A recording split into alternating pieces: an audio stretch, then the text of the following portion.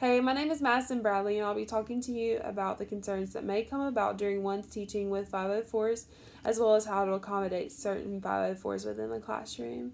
Now, to provide accommodations to those who are disabled in America, Section 504 of the Rehabilitation Act was signed into law in 1973.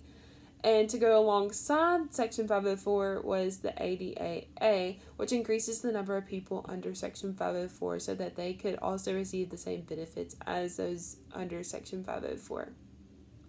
Students under Section 504 must be offered regular or special education classes with aids and services to meet the educational needs of each individual student, including but not limited to the changing of rules, school policies, demolishing communication barriers between student and teachers, as well as providing exceptional services to aid the student within the classroom. Students that have ADD or ADHD, hearing impairments, visual impairments, or writing disabilities are covered under Section 504.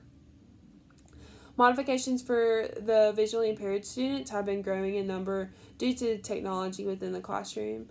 Any schools that provide technology to their students may not hand every non-504 student an iPad and then hand every student that are under Section 504 a textbook due to their visual impairment.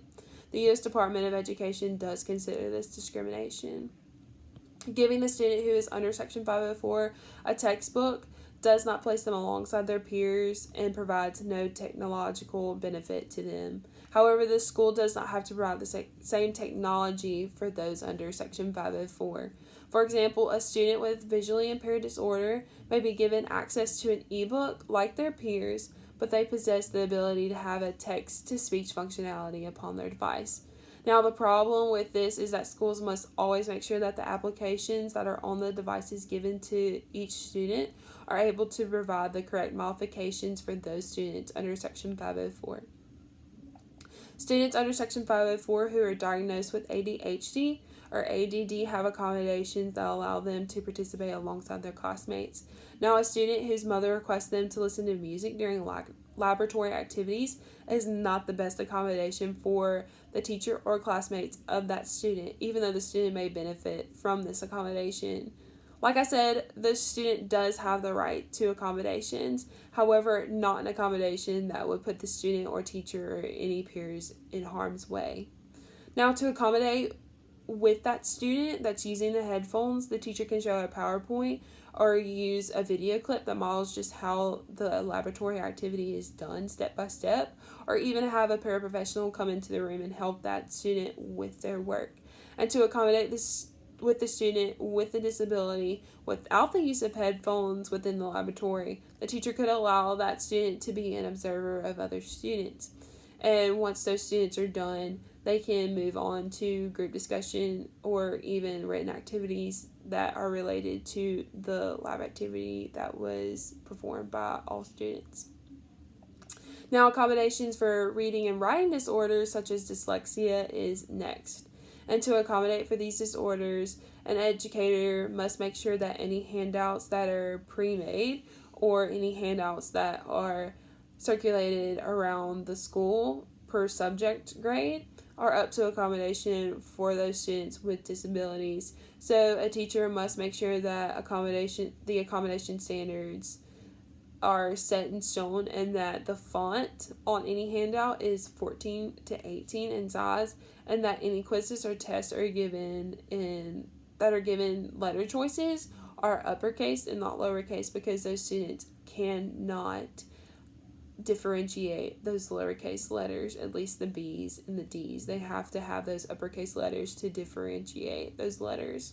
So educators may even need to provide students with teacher written notes as well, because of those students with the writing disabilities. They cannot read their handwriting after they write something down in class. They have to have that teacher written notes to have at home, as well as this also makes a good way for parents to help their kids study, because if a parent cannot read their students' handwriting, they cannot help them whatsoever when studying for a test or a quiz or anything for a class.